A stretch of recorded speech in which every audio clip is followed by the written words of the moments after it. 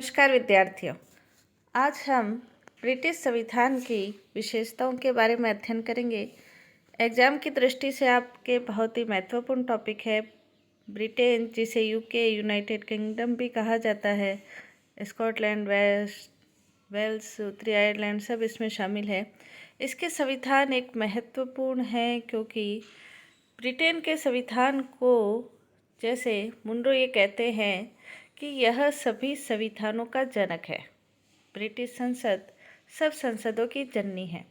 कहने का तात्पर्य यह है कि ये जो संविधान है, इससे दूसरे देशों ने अनेक चीज़ों को ग्रहण करते हुए अपने संविधान में स्थान दिया है। जैसे भारत ने संसदात्मक शासन प्रणाली को ब्रिटेन से ग्रहण किया है। इसी प्रकार एक और विद्वान न्यूमैन जो ये कहते हैं कि जो बात ब्रिटिश संविधान को विशिष्ट बनाती है, वह ऐसे अनेक नियमों का अस्तित्व है जो केवल परंपरा पर आधारित है। हालांकि ब्रिटिश संविधान को सभी संविधानों का जनक, संसद को जननी कहा जाता है, लेकिन क्रॉमवेल युग को छोड़कर ब्रिटेन का जो संविधान है वो अलिखित संविधान ही रहा है। इसके संविधान की क्या विशेषताएं हैं? अलिखित संविधान है, विकसित संविधान है, अभिशमयों पर आधारित है। इन सभी विशेषताओं का हम डिटेल में अभी अध्ययन करेंगे। पहली इसकी विशेषता हम देख सकते हैं, अलिखित संविधान है। ब्रिटेन के संविधान को रूढ़ियों पर आधारित संविधान कहा जाता है, परंपराओं पर आधारित संविधान कहा जाता है। और इसी चीज़ को नोटिस करते हुए एक विद्वान है टॉकविले, वो ये कहते हैं कि इंग्लैंड में संविधान जैसी कोई चीज़ नहीं है। हालांकि कुछ लिखित अंश भी है, लेकिन फिर भी अधिकांश जो उसका भाग है वो परंपराओं और प्रथाओं पर ही आधारित है। यानी कि ये संविधान अलिखित संविधान है। जैसे न्यूमैन ने भी ये कहा था कि ब्रिटिश संविधान को ये बात विशिष्ट बनाती है कि यह अनेक नियमों का अस्तित्व है जो सिर्फ परंपरा पर आधारित है। दूसरी इसकी विशेषता हम देख सकते हैं, ये कई बार 2 नंबर का क्वेश्चन भी आता है, संयोग और विवेक का शिशु है। ब्रिटेन के सर्वाधिक महत्वपूर्ण जो संस्थाएं हैं वो वास्तव में संयोग, मतलब जानबूझ के इसको नहीं बनाया गया है, लेकिन संयोग से ही बन गई है।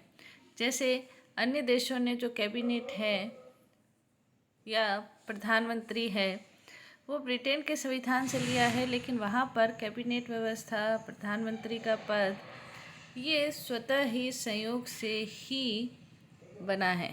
ब्रिटेन की कुछ संस्थाएं मानवीय प्रयत्नों का परिणाम कही जा सकती है, जो कि विवेक का परिणाम है, लेकिन वास्तव में ब्रिटेन के अंतर्गत अधिकतर व्यवस्थाएं संयोग का परिणाम है। इसीलिए इसे संयोग और विवेक का शिशु कहा जाता है।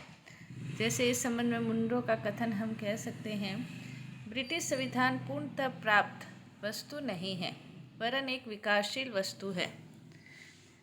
यह विवेक और संयोग का परिणाम है। इसका निर्माण कहीं आकस्मिकता ने और कहीं उच्च कोटि की योजनाओं ने किया है। तो विवेकपूर्ण तत्व जो कि जानबूझ के बनाए गए हैं, विवेक का परिणाम है। संयोग यानी कि जिसका स्वतः ही विकास हो गया है, जैसे मंत्रिमंडल है, प्रधानमंत्री है, सम्राट है, इनका स्वतः ही विकास हुआ है, इसलिए ये संयोग और विवेक का शिशु कहा जा सकता है। विकसित संविधान है। भारत, अमेरिका, फ्रांस आदि देशों का निर्माण, संविधानों का निर्माण संविधान सभा के द्वारा हुआ है, लेकिन ब्रिटिश संविधान का निर्माण नहीं हुआ, उसका विकास हुआ है। 19वीं शताब्दी में राजतंत्र की स्थापना हुई, 13वीं शताब्दी में संसद का चलन हुआ, 17वीं शताब्दी में संसद की प्रभुसत्ता स्थापित हुई और धीरे धीरे ये लोकतांत्रिक विकास की ओर आगे बढ़ा। तो कहने का तात्पर्य कि ब्रिटेन को अपना वर्तमान स्वरूप लगने में अनेक पीढ़ियाँ लगी हैं। इसीलिए प्रोफेसर ऑग ये कहते हैं, ब्रिटिश संविधान एक सचेष्ट जीवधारी के समान है, जिसमें निरंतर तथा स्थायी विकास की क्षमता है। तो विकास का परिणाम है, ब्रिटेन के अंतर्गत राजतंत्र, कुलीन तंत्र और प्रजातंत्र, ये ऐसा संविधान है जिसके अंतर्गत इन तीनों का मिश्रण पाया जाता है। जैसे ब्रिटेन में एक राजा है जो कि वंशानुगत है, जो राजतंत्र का प्रतीक है।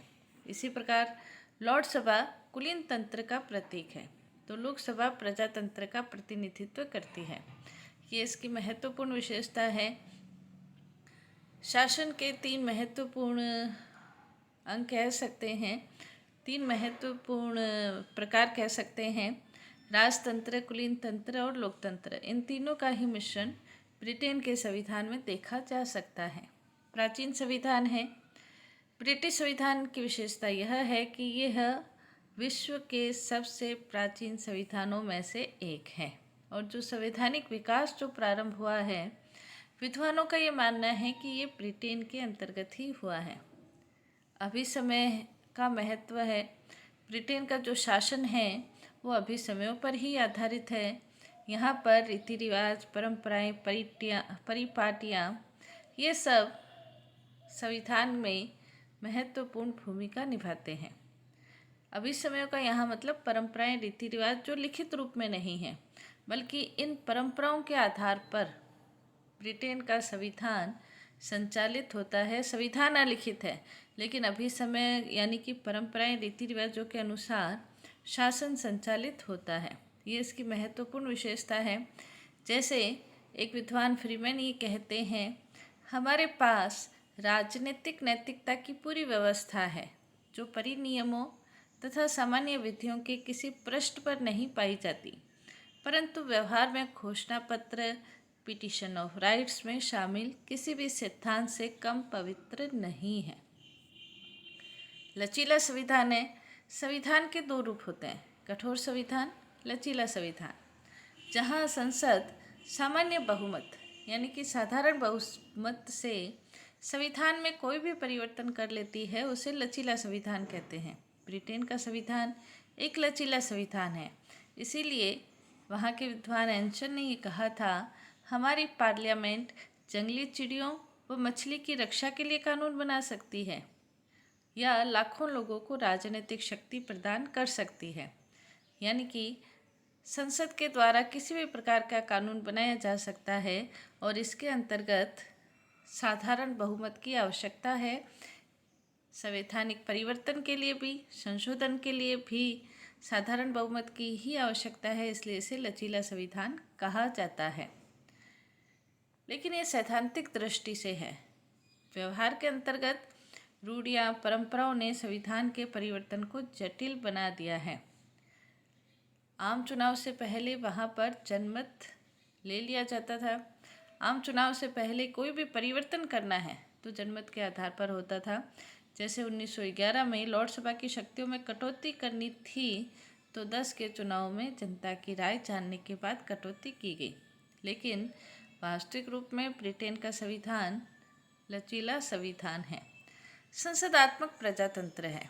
शासन व्यवस्था 2 प्रकार की होती है, अध्यक्षात्मक शासन व्यवस्था और संसदात्मक शासन व्यवस्था। ब्रिटेन की प्रमुख विशेषता संसदात्मक शासन व्यवस्था है। संसदात्मक शासन व्यवस्था के जो 3 लक्षण हैं, दोहरी कार्यपालिका, वहाँ पर सम्राट और सम्राज्ञी, दोहरी कार्यपालिका यानी कि नाम मात्र की और वास्तविक कार्यपालिका। नाम मात्र की जो कार्यपालिका है वो सम्राट है और वास्तविक कार्यपालिका प्रधानमंत्री और उसका मंत्रिमंडल। संसदात्मक शासन व्यवस्था का प्रमुख लक्षण दोहरी कार्यपालिका ब्रिटेन में पाई जाती है। व्यवस्थापिका कार्यपालिका में घनिष्ठ संबंध है। कार्यपालिका का निर्माण व्यवस्थापिका में से होता है। राजनीतिक सजातीयता पाई जाती है। कार्यपालिका का अनिश्चित कार्यकाल होता है, क्योंकि लोकसभा कभी भी अविश्वास प्रस्ताव पारित करके कार्यपालिका को अपने पद से हटा सकती है। ये सारी विशेषताएं हमें ब्रिटेन के संविधान में देखने को मिलती है, इसलिए इसे संसदात्मक शासन व्यवस्था कहा जाता है। यहाँ पर जैसे विधि का शासन इसकी नेक्स्ट विशेषता है। 19वीं शताब्दी में डाइसी ने यह सिद्धांत विकसित किया था। ब्रिटिश शासन व्यवस्था की महत्वपूर्ण विशेषता है कि इसमें स्वेच्छाचारिता के स्थान पर विधि, कानून, लॉ को प्रधानता दी गई है। विधि के शासन का तात्पर्य है, ये भी 2 नंबर का क्वेश्चन आता है कि विधि के शासन से क्या तात्पर्य है।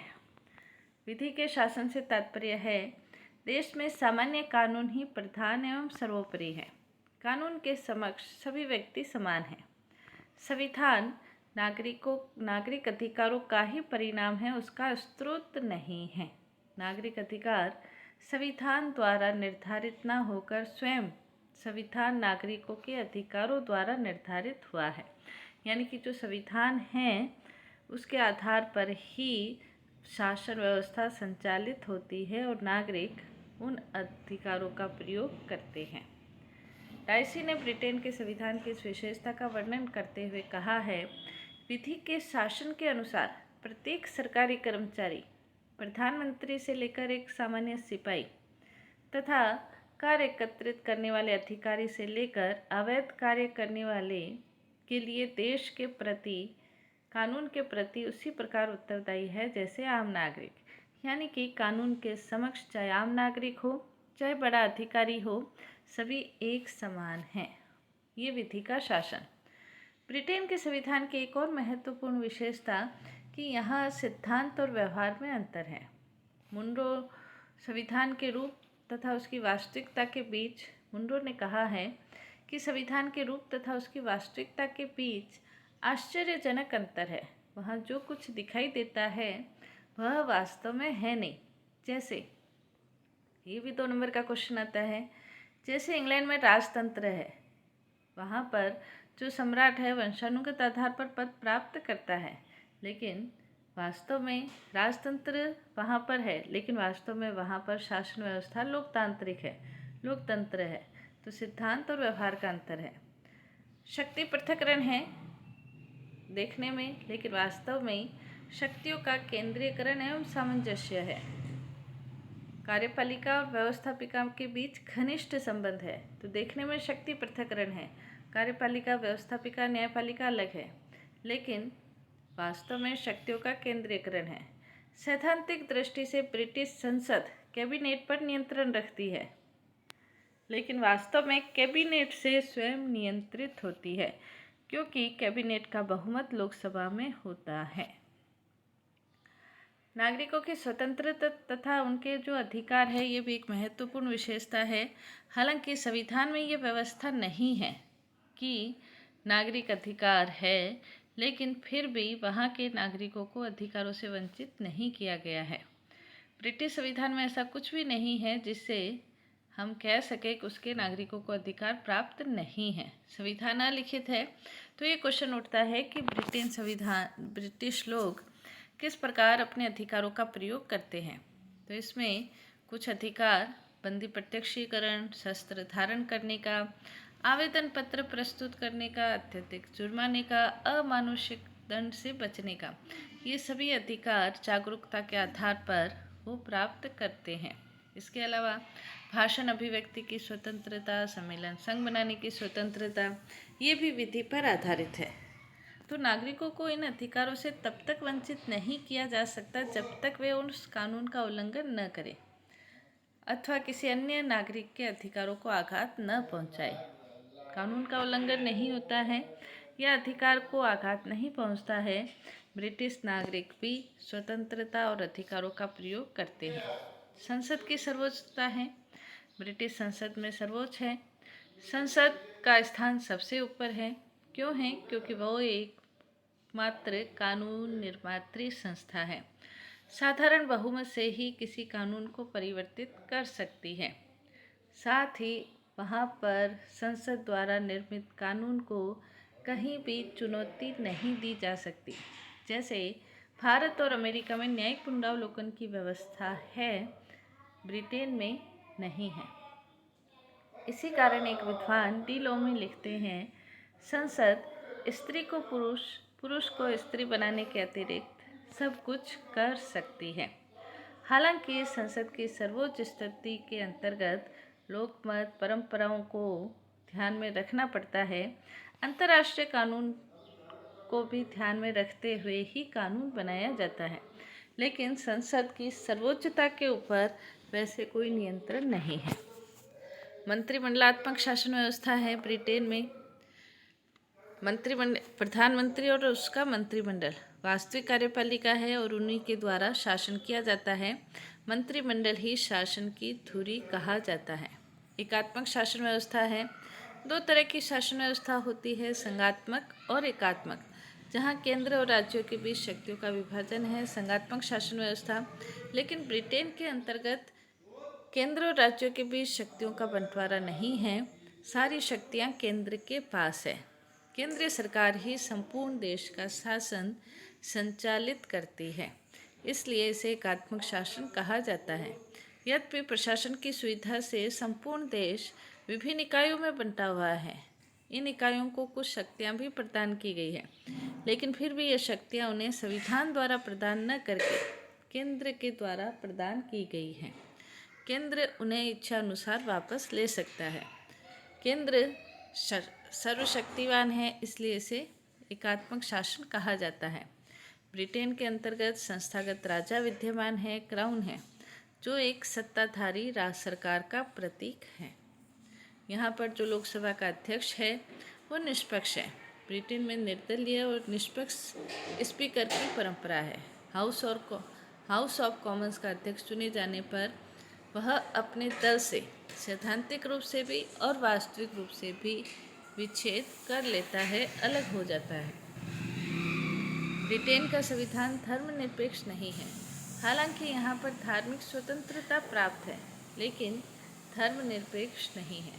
वहाँ के राजा और रानी के लिए आवश्यक है कि प्रोटेस्टेंट धर्म का यानी कि ईसाई धर्म का ही एक भाग है, उस धर्म का अनुयायी होना आवश्यक है। जबकि मंत्रिमंडल संसद का सदस्य किसी भी धर्म का पालन करने वाला नागरिक हो सकते हैं, लेकिन राजा रानी के लिए प्रोटेस्टेंट धर्म का होना आवश्यक है। इसलिए पूर्ण रूप से धर्मनिरपेक्ष नहीं कहा जा सकता। यहाँ पर द्विदलीय पद्धति है। राजनीतिक दलों के संगठन की स्वतंत्रता है। राजनीतिक दलों के संगठन पर कोई प्रतिबंध नहीं है, लेकिन ब्रिटेन के अंतर्गत दो ही दल देखने में आते हैं। पहले अनुदार दल, उदार दल थे, बाद में अनुदार दल और मजदूर दल, लेबर पार्टी बने। तो यहाँ पर एक दल की सरकार होती है, दूसरा दल विपक्ष में होता है, और इसी के कारण राजनीतिक स्थायित्व रहता है। उसका बहुत कुछ श्रेय दलीय पद्धति को मिलता है। तो निष्कर्ष रूप में हम कह सकते हैं कि पूरे विश्व में ब्रिटेन का संविधान ही ऐसा है जो कि संपूर्ण रूप से नहीं लिखा गया है। वहाँ लोकतंत्र होकर भी राज्यपद स्वीकार किया जाता है। राजपद आज भी सुरक्षित है, जो वंशानुगत है। संसदात्मक शासन व्यवस्था है, जो किसी आश्चर्य से कम नहीं है। ब्रिटिश संविधान के अंतर्गत निरंतर परिवर्तन होते रहते हैं। कुल मिला के हम कह सकते हैं ये एक अनूठा, मौलिक और विशिष्ट संविधान है। धन्यवाद।